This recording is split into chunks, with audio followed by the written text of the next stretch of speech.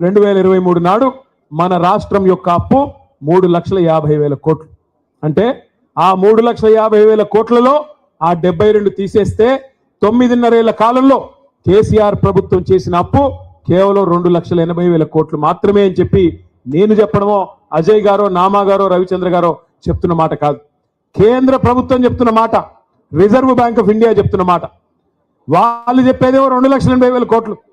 బట్టి గారిని అడిగితే 6 లక్షల కోట్లు అంటాడు, తుమ్మలను అడిగితే 7 లక్షల కోట్లు అంటాడు, బాంబులేటిని అడిగితే 8 లక్షల కోట్లు అంటాడు, రేవంత్ రెడ్డిని అడిగితే 10 లక్షల కోట్లు అంటాడు. నోరే కదా, ఏముంది ఎటు పడితే అటు మాట్లాడచ్చు, ప్రజలు వెర్రోళ్ళు కదా నమ్ముతారులే అనుకుంటున్నారు ఈ సన్నాసులు. నేను ఒకటే గుర్తు చేస్తా ఉన్నా, ఎస్ కేసీఆర్ గారు అప్పు చేశారు, 2,80,000 కోట్ల అప్పు చేసిండు కేసీఆర్. చేసి ఏం చేసిండు? 73,000 కోట్ల రూపాయలు 70 లక్షల రైతుల ఖాతాల్లో 11 సార్లు రైతు బంధు రూపంలో వేసిన నాయకుడు కేసీఆర్. ఎస్ కేసీఆర్ గారు అప్పు చేశారు. అప్పు చేసి ఏం చేశాడు కేసీఆర్? ఒక్కొక్క రైతుకి రైతు బీమా ఇచ్చి లక్షల మంది రైతులకి 5 లక్షల రూపాయలు చొప్పున చనిపోతే ఎవరైనా నష్టపరిహారం అందించారు కేసీఆర్ గారు. ఎస్ కేసీఆర్ గారు అప్పు చేశారు.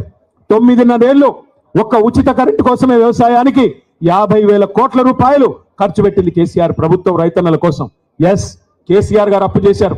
2 దఫాలుగా 1,00,000 రూపాయల చొప్పున రుణమాఫీ చేయడానికి 28,000 కోట్ల రూపాయలు వెచ్చించింది కేసీఆర్ ప్రభుత్వం.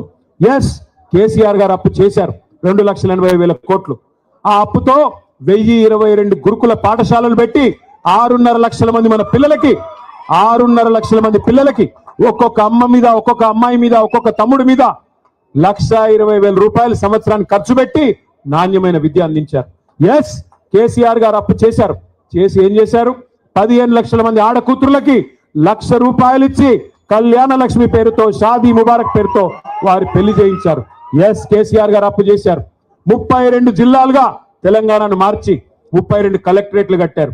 32 కలెక్టరేట్లు మాత్రమే కాదు, 5 మెడికల్ కాలేజీలు మాత్రమే ఉన్న తెలంగాణలో 32 మెడికల్ కాలేజీలు పెట్టిన ఘనత, 32 నర్సింగ్ కాలేజీలు పెట్టిన ఘనత మన నాయకుడు కేసీఆర్ గారిది. ఎస్ కేసీఆర్ గారు అప్పు చేశారు.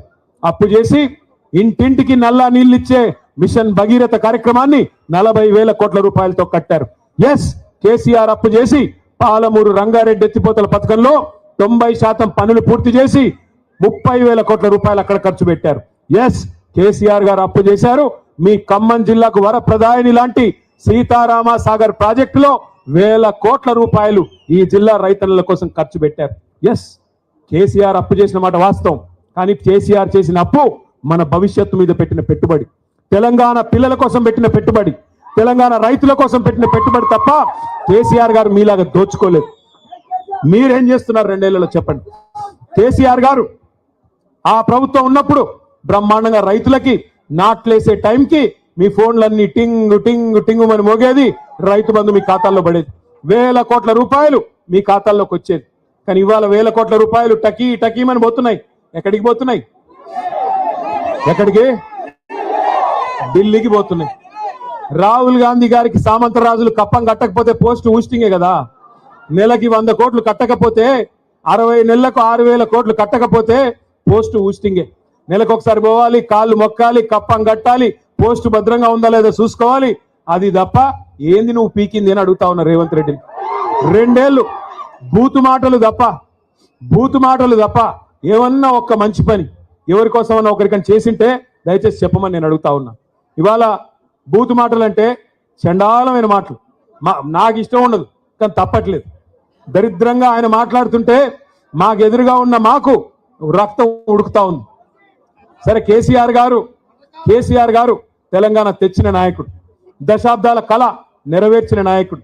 ఇదే ఖమ్మం జిల్లాలో ఆనాడు 1968లో విద్యార్థుల ఉద్యోగుల ఆధ్వర్యంలో ప్రారంభమైన ఉద్యమానికి అల్టిమేట్ గా లక్ష్యాన్ని చేర్చిన నాయకుడు కేసీఆర్ గారు. అట్లాగే 10 ఏళ్ళు ప్రజల చేత ఎన్నుకోబడ్డ ముఖ్యమంత్రి కేసీఆర్ గారు. తెలంగాణకు ఎన్నో అపురూపమైన అద్భుతమైన ప్రాజెక్టులు ఇచ్చినవాడు కేసీఆర్. తెలంగాణకి దేశ స్థాయిలో గౌరవం తెచ్చిపెట్టినవాడు కేసీఆర్. ఇవన్నీ కరెక్టే. మన పార్టీ అధ్యక్షుడిగా కూడా కేసీఆర్ కరెక్టే. కానీ ఇవన్నిటికి మించి మా నాన్న కదా. మరి మా నాన్నని ఇష్టం వచ్చినట్టంటే ఓ కొడుకుగా నా కోపం రాదా? నేను మాట్లాడుతుంటే అప్పుడప్పుడు మన పెద్దోళ్ళు చెప్తుంటారు, మన ఉపేంద్ర అన్న చెప్తుంటాడు అప్పుడప్పుడు, మీరెందుకు మాట్లాడుతున్నారు వాళ్ళలాగా దిగజారి అని. వాళ్ళలాగా దిగజారి మాట్లాడాలని నాకు లేదు, కానీ వాళ్ళు మాట్లాడుతున్న మాటలు వింటే రక్తం ఉడుకుతున్నది. ఏం అడుగుతున్నాం మనము? ఏమైందయ్యా? కౌలు రైతులకు డబ్బులు ఇస్తానంటివి, కౌలు రైతులకు రైతు బంధు అన్నావు కదా, 22 లక్షల మందికి ఉత్తరం రాస్తేవి కదా, కౌలు రైతుల పక్షాన్ని అడుగుతున్నా, ఏది రైతు బంధు అంటే ఏమంటాడు? నీ లాగులో తొండలు వదులుతా అంటాడు. ఏమైందయ్యా? మహిళలకు ఇస్తానన్నా 2,500 అంటే నీ గుడ్లు వీకి గోటీలు ఆడతా అంటాడు. ఏమైందయ్యా? 2 లక్షల ఉద్యోగాలు మా తమ్ముళ్ళకి ఇస్తానంటివి కదా, మొదటి సంవత్సరంలోనే 2 లక్షల ఉద్యోగాలని అశోక్ నగర్ చౌరస్తాకొచ్చి నువ్వు నీ రాహుల్ గాంధీ సొల్లు కబుర్లు చెప్తిరు కదా, ఏమైనా 2 లక్షల ఉద్యోగాలంటే నీ పేగులు తీసి మెడలు వేసుకుంటా అంటాడు. ఏం చేయాలా? ఇట్లా మాట్లాడితే ఏమనాలా? తప్పట్లేదు. ఇంకా గౌరవం ఏంటంటే ఆయన ఏడుపేందో నాకు అర్థం కాదు, తెల్లారు లేస్తే ఆ ఫ్రస్ట్రేషన్ ఏందో నాకు అర్థం కాదు. ఆల్రెడీ అడ్డిమారి గుడ్డి దెబ్బలో వచ్చి ముఖ్యమంత్రి పదవిలో కూర్చున్నావు, పేమెంట్ కోటాలో సీటును కాపాడుకుంటున్నావు, హ్యాపీగా పని చేసుకో. తెల్లారు లేస్తే అరుపులు పెడబొబ్బలు, సెక్యూరిటీ వాళ్ళని కొడుతున్నాడు. ఈ మధ్యన చూస్తా ఉన్నారేమో మీరు, ఆయనకి సెక్యూరిటీగా ఉండే పోలీసు వాళ్ళని కూడా కొడుతున్నాడు. నేను అందుకే చెప్పాను ఆయన భార్య గారికి, ఆయన శ్రీమతికి, అమ్మ గీతమ్మ ఇప్పుడు అరుస్తున్నాడు ఫ్రస్ట్రేషన్ లో, రేపు ఏమన్నా కరుస్తాడేమో ఇంట్లో కట్టయితే అని చెప్పా. ఏందా అరుపులు, ఏందా అరుపులు పెడబొబ్బలు, ఏంది లొల్లి? ఆయన బాధ ఏందో నాకు అర్థం కాదు. నన్ను పట్టుకుని నోటికి వచ్చినట్టు మాట్లాడతాడు.